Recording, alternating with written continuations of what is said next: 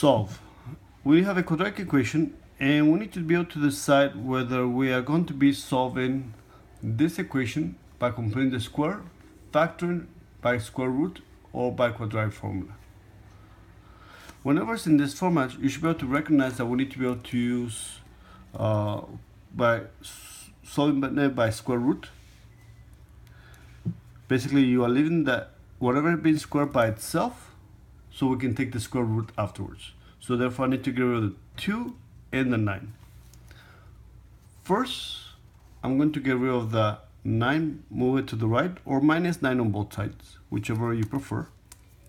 And now we have 2x minus 7 squared equal to 16.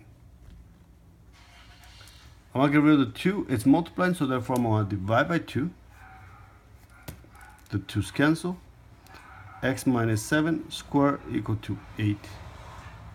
And now that we left the square by itself, we can take the square root on both sides. The square root and the square cancel, so therefore I have x minus 7 equal to square root of 8. We can rewrite square root of 8 as the square root of 4 times the square root of 2, because square root of 4 is a perfect square. The perfect square root of 4 is 2, and square root of 2. Every time we take the square root on both sides, we need a plus or minus. Last, move the 7 to the right. It's a negative 7 becomes a positive 7.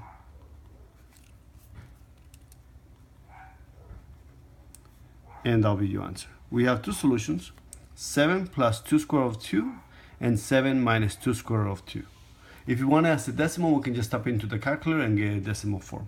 Otherwise, this will be correct.